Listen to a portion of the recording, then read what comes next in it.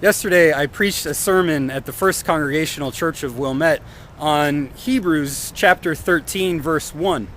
And the passage basically goes like this: let mutual love continue. Don't neglect to show hospitality to strangers, for in doing so, some have entertained angels.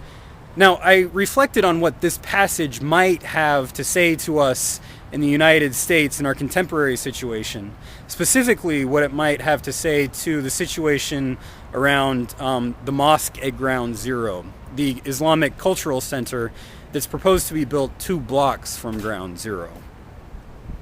You can read that sermon over at the Raven Foundation website. I'll put a link to it over here somewhere.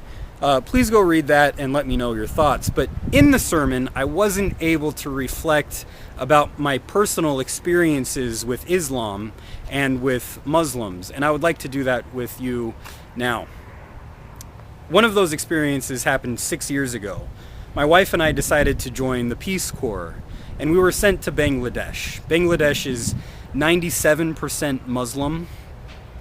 So I was really excited about learning from Muslims and learning about Islam. We were going to be there for 2 years. It was a 2-year commitment. And when we got to Bangladesh, we arrived at the airport. We were walking through the airport, and many people stopped us and asked, "What are you doing here?" And we said, "Well, we're here to teach young people English, and we're also here to do some community building." And they said, "Thank you for being here. Thank you for teaching our young people English. Thank you for coming here and helping us build community.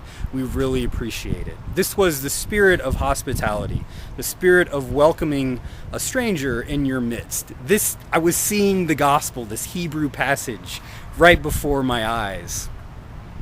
Now, this was a 2-year commitment, and for the first 9 days, we spent being introduced to Bangladesh. On the 9th night, we spent that night with our host family. And our host family, the father, was the one who was in charge of Peace Corps in Bangladesh. And he specifically wanted a couple who Peace Corps would be sure would spend the next 2 years there so that he could build a relationship with these people. So Peace Corps chose my wife and me to spend this time with this particular host family. Well, after the first night, my wife and I realized that we couldn't stick it out. That for specific reasons, we couldn't stay in Bangladesh and fulfill this 2-year commitment. So we went to our counselor and told them that we needed to go home. And then our counselor said, "Well, you need to go to your host family and tell them." So we did. And I was very nervous about telling our host family, especially the father, that we needed to go home. But I did. And I will never forget his response. At first, he tried to convince us to stick it out. But then he realized that we really couldn't do this. And he said, "It is okay. Don't worry about it. I understand." He said, "You are forever a part of my family now." After one night, he's telling me this. And it's been 6 years. And I can tell you, we are still in email communication with our family in Bangladesh. He said, "Can my children come and visit you in the United States? When my children go to college, can they go to a college near your town so that they can stay with you, so they can visit with you?" Yes, of course they can do this, we were saying. It was time for us to go home. And I told our host family's father that we would rent a taxi. We'd get a taxi to take us home. And he said, "No, you won't. I am going to take you to the airport. It is my duty to do this. This is my duty." Over and over again, he said, "This is my duty."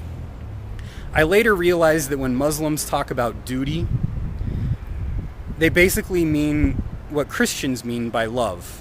We can get up on our high horse and say, "Oh, this smacks of works righteousness. Get over it." Love leads to works. It leads to duty. How we treat our fellow human beings matter. And Ghaznavi Khan in that moment said, "I will not leave you alone. It is my duty to be with you." This is what Islamic duty is all about. This is how Ghaznavi Khan treated me and my wife in our time of need. Does this sound like an extremist to you? We're painting the picture of Islam as being inherently evil. Many of us are painting the picture of Muslims as being out to conquer the world. Does this sound like a Muslim who's out to conquer the world? You may start to think something ridiculous like, well, Adam, you found the one Muslim in the whole world who's gracious and generous. Really?